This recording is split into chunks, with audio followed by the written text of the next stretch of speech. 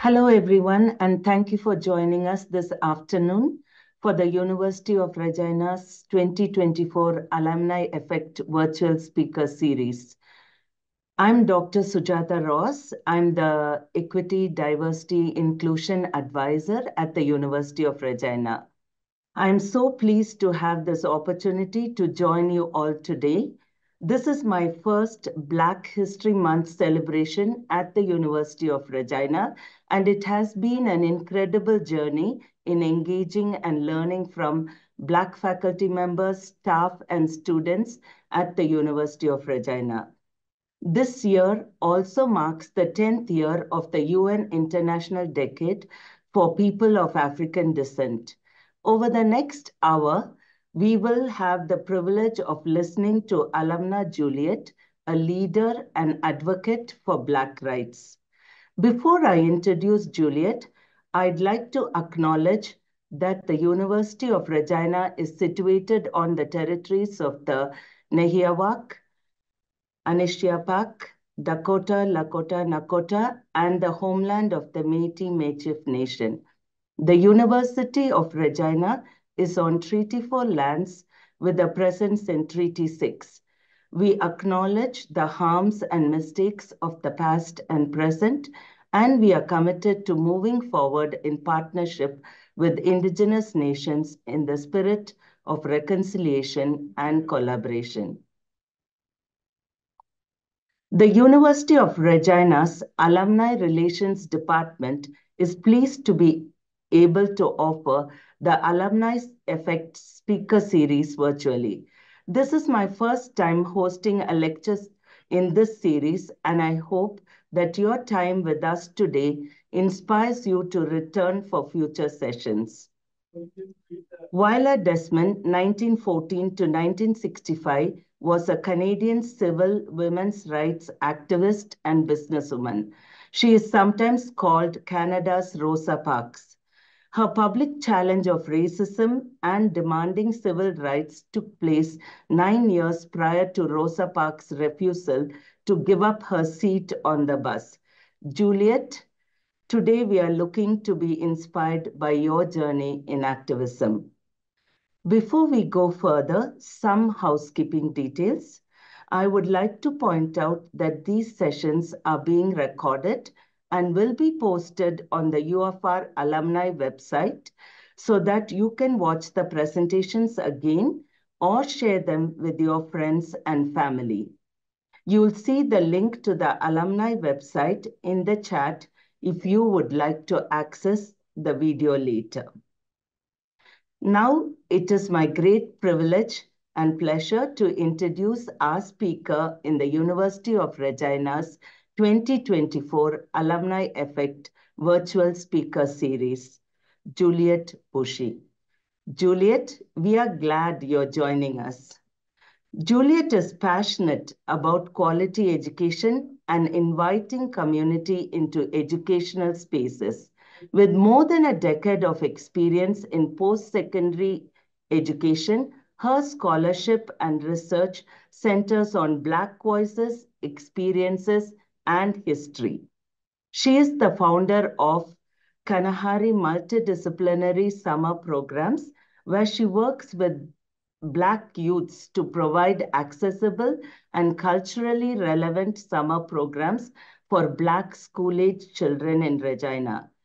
Juliet is currently an assistant professor in the Faculty of Education, Health Education Unit, Black Studies Institutes at the University of Windsor. She is also in the process of completing her doctoral studies.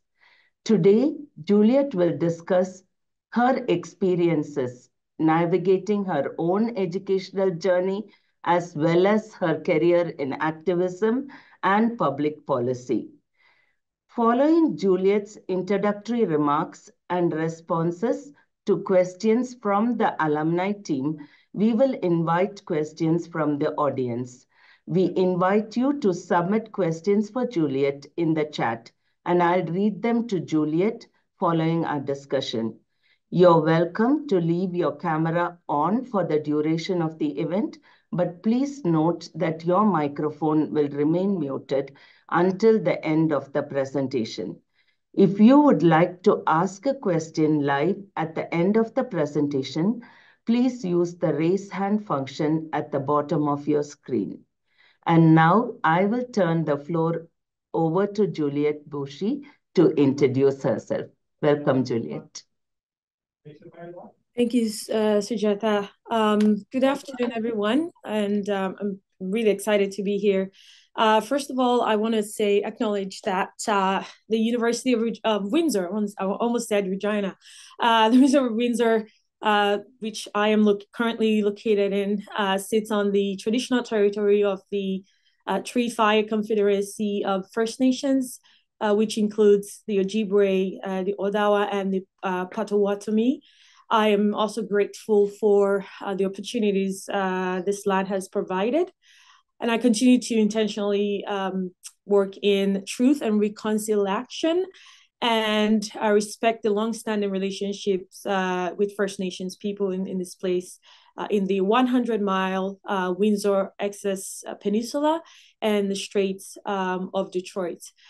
And again, good afternoon, everyone. As Sujata had mentioned, I'm currently work at the University of Windsor in the Faculty of Education, where I'm an assistant professor, and I teach health, physical education, physical literacy, health literacy, as well as career and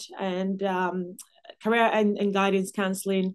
I also work with, currently doing some research work with teacher educators and teacher candidates, I should say, and students with special, differently abled students. Again, trying to bridge that gap with teacher candidates, working with differently abled students before they go into school, as well as, again, being involved in some community work here as well, both here and in Detroit, with some of my colleagues as well. I have all my kids were born in Regina.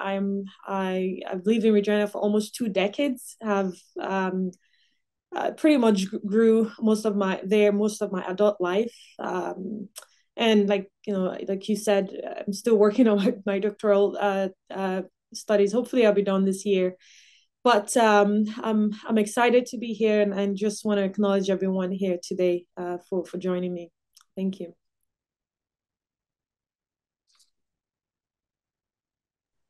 Thank you, Juliet. We are so excited that you are here with us today, and we are looking forward to hearing your journey in self-discovery and learning, and as something about the summer school program that you initiated too. Sure. The first question that we have from the alumni team, before we ask questions from the audience, is what inspired you to have a career in activism and public policy, and more specifically, advocating for Black rights? Absolutely. Thank you. That's a really good question. And I wish there was no need for advocacy. I wish that there's equality around in our society, but there isn't. And that's the reality for a lot of folks, a lot of Black people. So what inspired me? That's a good question. I think it's a combination of my personal experiences as well as the experiences of, the people I work with, or my friends, or, people in the community as well. As an international student, when I was an international student, again, over 2 decades ago, I used to be the only Black student actually in class. In fact, for almost all of my studies. I did some undergrad in Grand Prairie, Alberta, and then realized that, and then of course before I moved to University of Regina, and there's again, I witnessed a lot of and experienced a lot of systemic inequalities, even as a student and as a sessional lecturer as well, both at First Nations University and the University of Regina. And again, I grew I drew a lot of my inspiration from a lot of Black activists actually in Canada, in the United States. I began to read about Bell Hooks, Angela Davis, Audre Lorde, who is a known Black feminist. And again, just trying to shape my understanding and trying to make sense of what I was feeling and what I was experiencing as well, and the intersections as well between race, gender, my identity, right? And so, I began to understand that those issues are very common, right, among Black folks. And in terms of public policy, I realized that a lot of the issues stem from policy, right? Like if we can just, most times the policies are not designed for people that look like me or speak like me. And so even though, again, the population of the Black population in Saskatchewan is increasing, right? It's still the same policy. And again, I am a strong believer in education, quality education. And so I felt the need to advocate for, again, when I was sessional, better treatment, better pay, better experience for students and sessionals. During George Floyd movement, I was one of the organizers as well to organize a rally because, again, I've heard stories. I had similar encounters with police officers as well. I have a nephew in Chicago as well who also experienced similar situations as well, or racial profiling with the police. And so all of these experiences really just, unfortunately, again, like I said, I wish there was no need to advocate for Black rights, for Black folks and students. And given to that, Regina is such an interesting city, the beautiful city, and a lot of the Black folks there, right? Especially when I was there, there isn't much point of reference, right? So although Regina has, or Saskatchewan has, a long history of Black people there, that is erased in our curriculum in society, really. And so a lot of us coming into education had to learn it the hard way, really. There was nobody there that has done it before that you could maybe reach out to. In fact, in my years there, I didn't have any Black professors. I didn't even know that we had one until during my master's and PhD.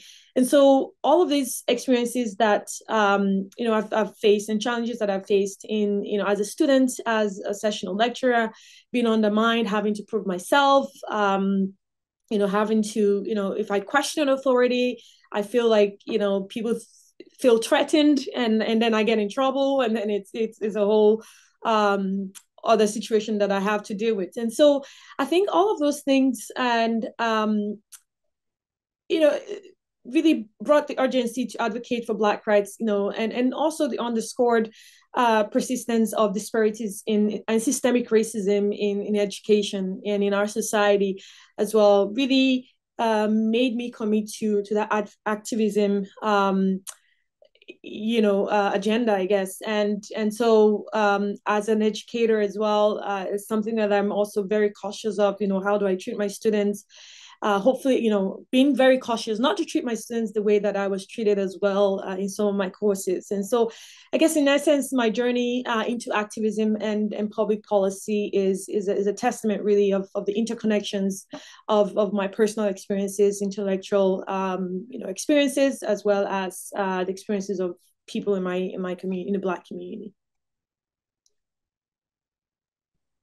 Thank you, Juliet, for sharing your personal experiences and your openness in sharing some of these challenging moments and situations, and sharing with us what motivated you, and also for giving us some examples of the advocacy work that you did as a student, as a sessional lecturer.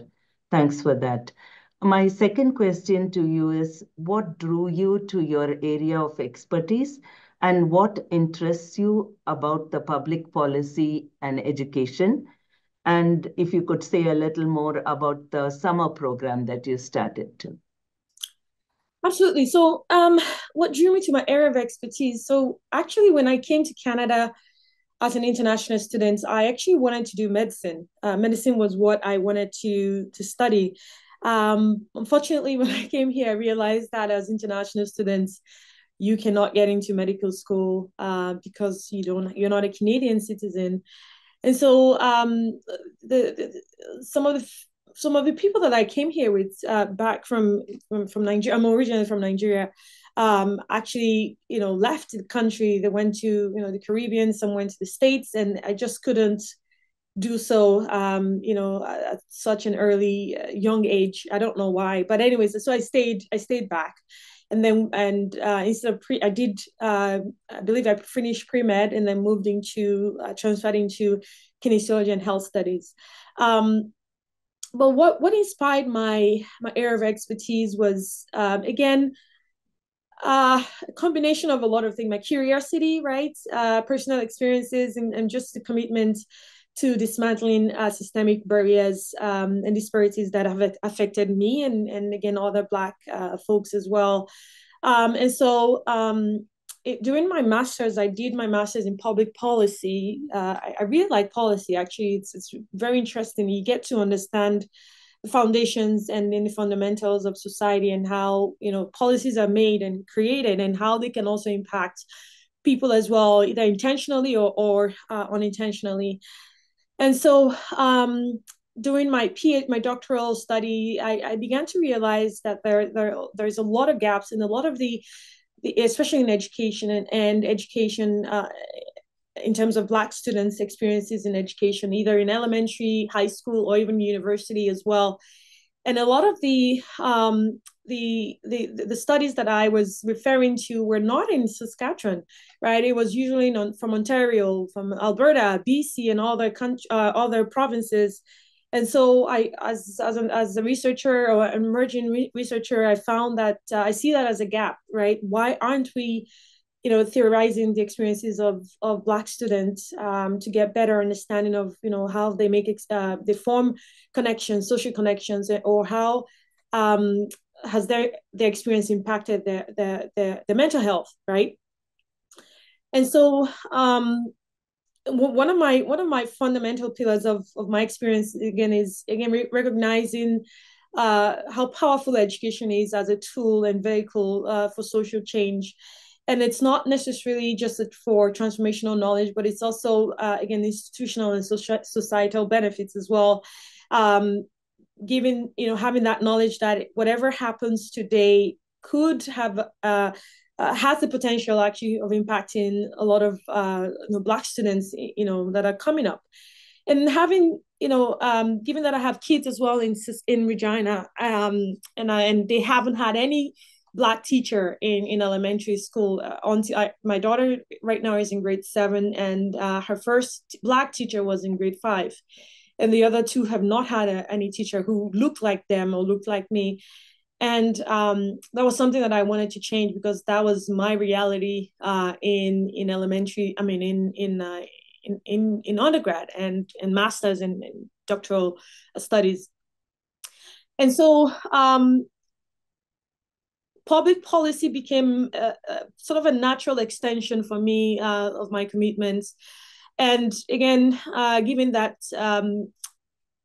in summertime, I also had issues finding, again, culturally responsive and relevant programming for my kids, given that, again, they spent, the rest of the year in school that didn't teach them about Black history or Black culture. And it was solely on myself. And I asked other parents as well if they had issues with that, and they absolutely had issues with that as well. So and also summer programs as well. For those of you who have kids, that it's not cheap, right? 1 week of summer camp is 120, sometimes 150, and so on. And then multiply that by 8 weeks, right? July and August, and it does add up, especially when you have 3 kids. And so for me, it was, again, I saw that another gap that needed some sort of intervention, I guess. And so I called a few of my friends to say, hey, you know what, we need to do something about this. But of course, luckily, I was a sessional at that time. And so I at First Nations University, and so I approached the folks there to say, hey, you know what, I just need a classroom to do this program with kids, I was glad I was offered the classroom to actually do work with the kids. And then I met with Rhonda. Shout out to Rhonda with the Multicultural Council of Saskatchewan, who I had approached as well to say, hey, I need some funding. I don't know how to do this, but I do need something. Like a lot of Black kids just stay home for the most part in summer, or go to camp for 1 week and then not go to the next. Or in my children's situation, they went to different camps every week, and each week they have to sort of acclimatize with that environment, get to know students for that 1 week, and then they're gone, and then they go to another one, and it was just from one camp to another, and it wasn't a healthy thing to do. And so I wanted a program where they can actually stay for the whole summer, right? Make friends and continue to grow as well. And really, that was why how Canahari was birthed. And I met with young folks, right, young students in high school then, and university students as well. I approached them and see if they could help me out as well, and they were willing to do so. And something that really motivated me to continue was, again, just hearing from them saying, Auntie, when I was their age, we didn't have anything like that. And so I'm really happy, we're doing this so that we can have all of the Black kids come together. We learn language, different languages. We learn Indigenous languages as well. We do STEM, we do sports, it's interdisciplinary programming. And it was and still is such an amazing program. Grossly underfunded because, again, a lot of the work had to be on me. We didn't have money to hire someone, for example, to apply for grants, right? I had to do all of that work, and a lot of the grants you apply to, and then you're unsuccessful, and then you look at the names that are successful. These are organizations, mainstream organizations, who have the social capital, who have the name, they've been in existence for years, over 20, 30 years, and an organization like myself who was just 6 months or a year and 2 years. And so, again, back to public policy, and then you realize that, again, those policies are not designed for organizations like mine, and I had to rely on really the Black community to help support the program, even though it was such a fantastic idea, fantastic program, very relevant as well. And so again, in terms of inspiration and in terms of public policy and sort of my area of expertise, again, it was just really the experiences that I've had in Regina, that a lot of Black students don't have equal opportunities, and really need to see the representation in the teaching force, and school administration, policymakers, right? And so I decided to do my study, my dissertation on the experiences of Black students, especially around mental health and social connectedness, and really tie it down to the Canahari multidisciplinary summer program that I run. Thanks, Juliet. It's really great to hear about how you identified the gaps and then took it forward into establishing something not only just by yourself, but drawing the entire community and the strengths of the community to participate. And I think that is an inspiring experience that you shared with us. I would like to, you did say some of the challenges that you have already faced and how Black students and the Black children in schools and education are facing today. Could you say a little more about the challenges you have faced in your own educational and professional journey? Absolutely. They're very complex, I think. And like I mentioned, not having a frame of reference or somebody that in my undergrad, right, was challenging for me. If you were in kinesiology, you were the only Black student, or one of the few Black students who is now the first person to graduate from that program. And so it was challenging for me to even make social connections as well. A lot of the folks in my class already had friends from high school, right? Or their brothers or siblings already went there or even teach there. And so I didn't have that capital. And so, as a student, I did experience social isolation, especially given that, again, just didn't see anybody that looked like me as a teacher or as a prof, or not even a TA, in fact, right? I know that has changed, or that is changing now. But even with that, even though you have a professor, a Black professor as well, they are also facing their own challenges and may not be in the position to assist you. So the underrepresentation of Black folks in education really was challenging for me. I felt like I was 10 steps behind, just not having that representation for me. Like I said previously, I saw my kids also falling into that category, and I wanted to change it for them, because I knew how it messed my mental health, not having somebody that really understood what you were going through, and then just navigating through these challenges on your own. And society, wants you to be resilient and to be determined, or determined, I should say. How long can I be resilient for? Why can't the university be resilient? Why must I be the only one to be resilient and suffer through this? And so it's things like, again, not having friends, right? Not being recognized, or people doubting that you wrote that paper, or people, I don't know, having feeling surprised to see you the next semester, because they thought you may have failed the course, or you should fail the course because maybe you don't speak up in class, or you're not the popular kid in class. These are minute challenges that I've faced. There are more complex ones, of course, that I've experienced, or people around me I know have experienced as well. And it's awful, right? There is educational racism, discrimination, especially among Black women, right? Black girls and Black boys as well, and Black people, really. And I think really my journey, and now that I'm at, I'm thankful for all of those challenges and experiences, because I think it has shaped my educational landscape and in the way that I view education. And again, my goal to try and just be committed to my students, especially to Black and marginalized students. Thank you.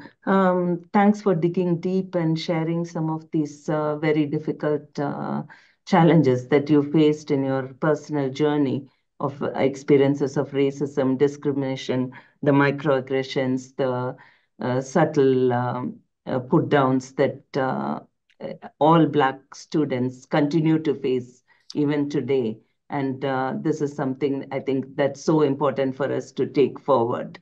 Um, Going forward, did you have already mentioned that you were the only Black student in your group, and also that you did not have many mentors when you were a student. Who were your mentors, or did you have mentors within the academia or outside? And how did they help you to navigate these challenges and move forward? Yeah, and thank you again. Great question. And I think again, not knowing or having any Black representation in post-secondary education was a challenge for me. So I had to swim in murky waters, right? It was murky. It was not. There was no professor there that I could say, "Hey, this was my mentor," until I got to my doctoral studies, actually, and I met my supervisor, met other Black folks actually at the university that took me on, right? And that's something that I wish I had, right, in undergrad. Like, can you imagine what I would have done, right, in undergrad if I had that?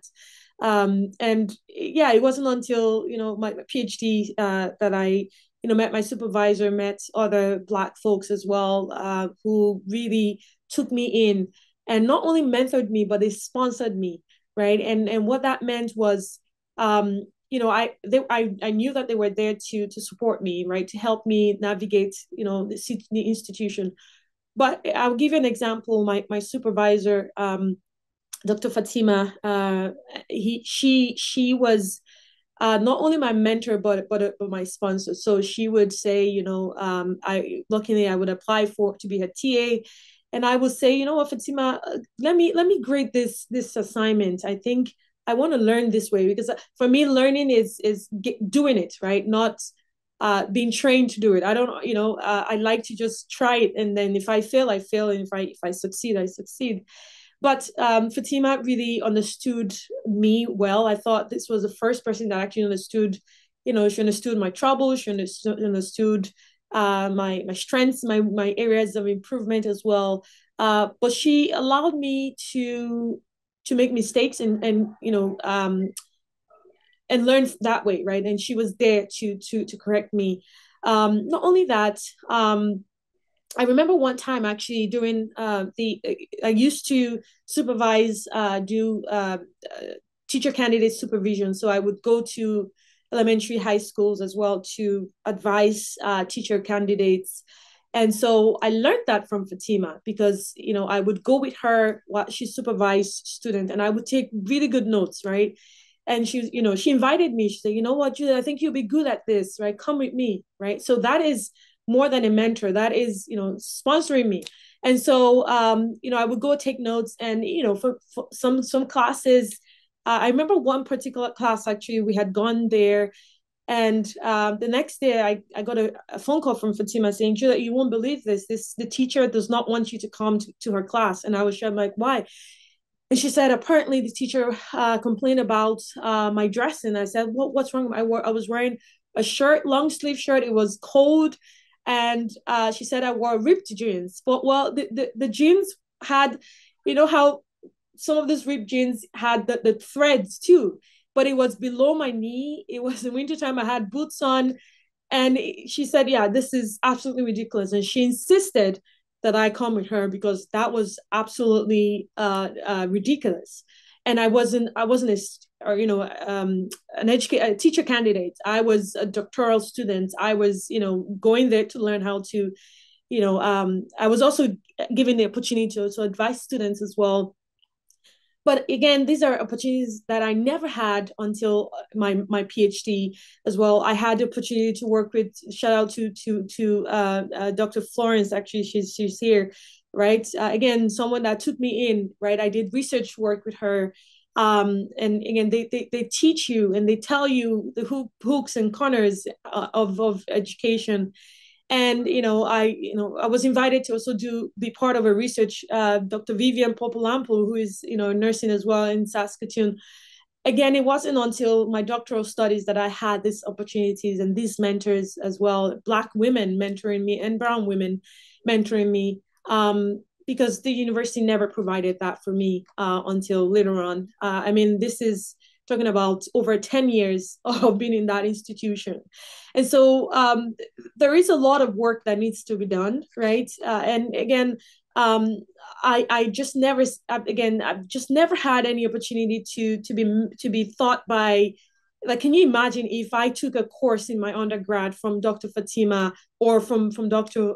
Florence Luanga, like how that would just, whew, like I could just imagine myself shine and just embrace that topic really well, because I can just see myself in them while they teach. Unfortunately, that is not my case. So again, I'm just really cautious of my positionality and how I can again inspire other Black women and girls to also mentor them and again sponsor them as well in that regard. Last question that we had for you, was that how did your education and experience working in social activism reach your goals? Help you reach your goals? Yeah, thank you. I think that's a great question. Um, of course, education, there's no education that is uh, education is key, right? And I think that all of my experiences and working with the community, learning with indigenous folks, black folks, mainstream folks, right, has really I guess again having allies or having friends first, right, has really shaped me in terms of again reaching my goals and in ways that are hard to really explain, right? So again, even just social networking with people, again, getting them to, having people to actually talk to, and just with my experiences as well, that in activism, right, having people with similar experiences or even with the same goal, right? We know that there is social injustices in education and in our society, but having built that social network of like-minded people that can actually work with you, support you, or just even listen to you has really inspired me and also even shaped my goals as well, or helped me reach my goals. Again, working with, like I mentioned, my supervisor, other Black educators at the university, telling me, hey, you know what, Juliet, you're great at this, do this or do that, or go here or don't do this, right? Because I have experienced that and it did not work, or I experienced that and it worked. That is so useful and so vital. And I say this too because a lot of most of the Black people or Black students in Regina are there on their own, right? A lot of them feel like they're on their own, not seeing people that represent them or look like them. Mm-hmm. I mean, a lot of the businesses that we have now, I mean, when I was in Regina, we didn't have any Black businesses. And so I couldn't be inspired, to be a business person because we just don't have that. And so I think in terms of my experiences and even with Black businesses, Black to, Black businesses, a lot of the businesses there are, this is the first Black business, right? The first Black salon, the first, Black construction worker, the first Black, and, so we need support, right? They need support. And so, again, experiences like that has really shaped the way that I see things and I view things as well. And that has kind of, miraculously really shaped the way that I have, or helped me reach my goal. Again, being persistent and being focused and being truthful to myself and to what I believe in. When I started my summer camp, having a summer camp for Black kids was not popular, right? Because people didn't know how to navigate that system or that the challenges that comes with, again, running a summer camp, hiring staff, paying them, having resources or things to do with students. And so I think that my experiences as well in social activism really has been impactful in terms of, helping me, and also starting a grassroots organization has really helped me reach my goal. And again, just the love of working with kids. I love working with kids. I love working with youth as well. And I think that continues to inspire my work. Thank you, Juliet. That was really good summing up of all the things that you have done and how important it is to have Black mentors and Black champions in your life to take things forward. Everyone is unmuted right now. So, Bridget, you could go ahead and ask your question. I don't see any other question in the chat. I think Bridget says she had a comment. She's getting some help at her end. We'll just wait a couple of minutes. I mean, it's been so good to listen to you, Juliet, and hear how you got into this whole thing. I mean, we did have a chat, and I think others also online would love to hear. I think Carla is asking a question. what other challenges did you have when you were trying to start the summer camp? Oh, that's a good question, Carla. I think money was a big problem. Finding so I mean, I started the camp with just 19 kids, and this was me just asking people around me, if they wanted to bring it, please can you just bring your daughter, your children, right, to this camp. Trust me, they're going to be safe. And so community trust was not a problem, because the need was there, and I have established myself as well in my community.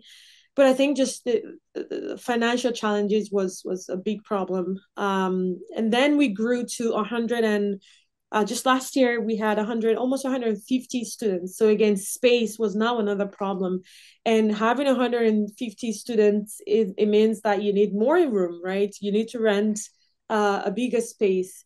And so that was another challenge, again, having a facility that can actually accommodate everyone. Again, moving from of course, First Nations University couldn't accommodate us again, so we went to Luther College, and we rented 3 classrooms, and that was a lot of money, but it was a great environment. Of course, with 140 45 I'm sorry 100, almost 150 students, actually we needed an extra room, classroom, which was going to be 4 rooms, and I don't think they could because of summer classes. So we're talking about transportation, right? Transporting kids from the park, for example, to the university, or to the movies, to the university. Last year we used a Black church for the first time. Amazing building. Folks there were great. Again, space was not. It was also now a challenge. It was just a small church. Again, with over 150 kids, it was so hard. We only had, it was something that we had to use, I guess, and we were able to just do with what we had. But again, I think just really the most important thing was just finance, just having enough money to actually run the camp, pay people on time, get the resources that is needed, get speakers, and yeah. So those were some of the challenges, I should say, that I experienced. Thanks, Juliet. I think Bridget is now with us. Bridget. Hello, Juliet. Can you hear me? Yes, I can. Hi, Bridget. Oh, hello. I want to thank you for your passion and presenting such a thoughtful exploration of your work.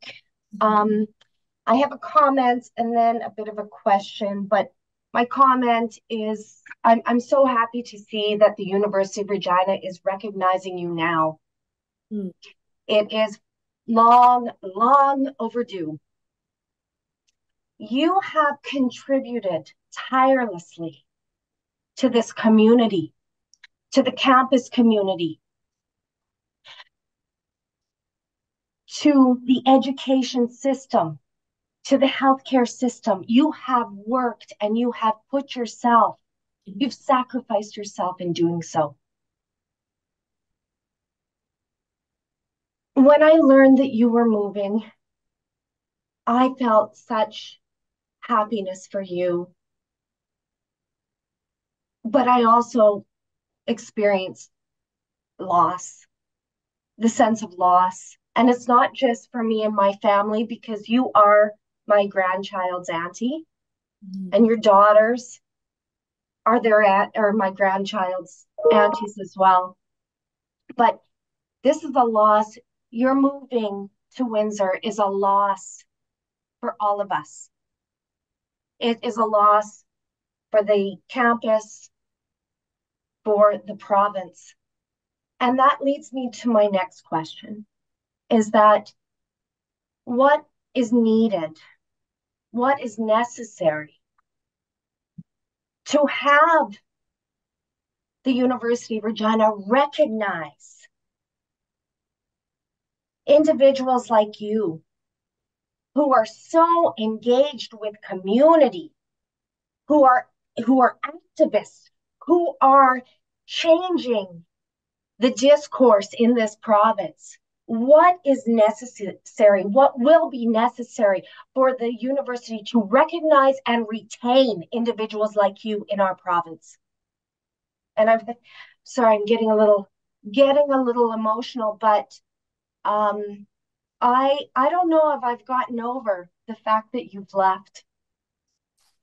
And I want to say I still owe you for the rider ticket. And please give your girls a hug for me.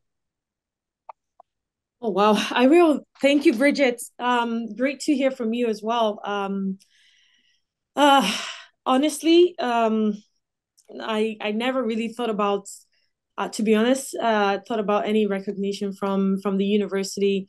Um, Although I wouldn't say no to it, but I think for me, being recognized by the Black kids that I work with, the Black community, Black educators being supported and recognized, and actually they believe in me and in my scholarship, that is all that I can ask for. That is just amazing. Again, like I mentioned, I didn't have that in undergrad. I didn't have that in my master's. I'm only getting it. I only got it like few years, starting few years ago, and it has propelled me to this place, right? I could ask for, hey, can you? I mean, my supervisor sent me her resume, right, when I was going to apply for this job, right? I spoke to Dr. Florence, like, hey, this is what I'm going. Oh, Juliet, just the prayers, right? They prayed for me, and they supported me, and they showed me everything because they knew. And I knew that in as much as I love Regina, I miss the people there. It just wasn't for me, right? I could never. I don't know if I have a future in at the university, right? Just and the work that I want to do.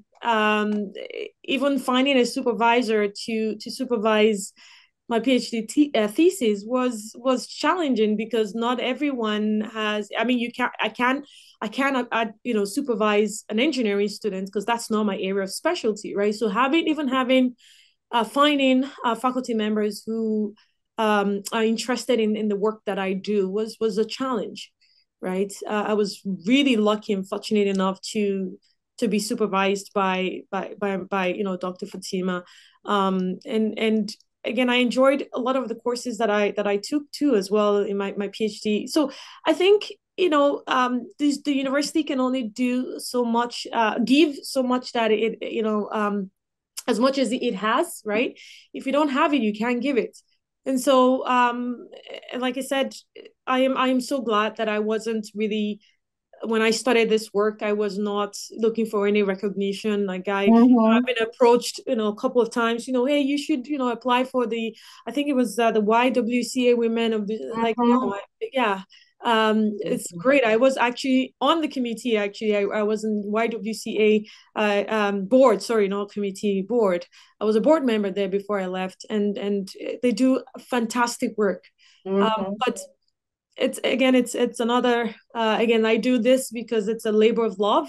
Yes. And I see the need and I see the gap, and I hope to just create a better future, right, for the Black folks that are coming there. Our population there is increasing by the day. Like there's so many people moving to Regina, right? And they have a really strong Black community there. It's flourishing. A lot of the work that is being done is volunteer, right? They're not being paid to do that work. It's, again, labor of love. So we recognize ourselves in our community, and I think that's the most important thing, though. But thank you again, Bridget. Thank you. Thanks, Juliet. Thank you, Juliet. And I hope you can come back to the University of Regina. I mean, we would love to have you and have you as a mentor for future students. There's a comment from Florence in the chat. It has been a pleasure knowing and working with Juliet as a graduate research assistant, mentor, and committee member of her PhD thesis committee. Thank you, Florence. Thank you. So I think it's time to wrap up, Vivian. And if there are no more questions from anyone, is there anyone else who want to ask something? Carla says, thank you for sharing your knowledge and experiences with us today. Thanks again, Juliet, for being here with us and taking the time to share your experiences, and also reminding us there's still so much more to be done in taking this forward. Absolutely. And thank you again for having me. It's been a pleasure. And thank you, everyone, for spending your lunch break with me. Thank you. So I just am going to wrap up. Thank you, everyone, for joining us today and contributing to the conversation. Thanks, Juliet, again for sharing your journey with us. It is inspiring to hear what you have been through and how you have blossomed. I'm always reminded of Nelson Mandela's thing, don't hide yourself, let your light shine and come out. And I think you have done that in your life. Thanks for that, and thanks for the inspiration. Thanks to the alumni team and to Vivian and Alexis and others on the team for today's session and for organizing this. And a video of today's Alumni Effect will be posted soon on the alumni section of our website. A link to our website can be found in the chat. Feel free to share the link with your family and friends. And don't forget to check the University of Regina website for information on upcoming events in this series and more. Our next alumni event will be on March 20th, and it will feature alum Brennan Schmidt, who will discuss the importance of experiential learning.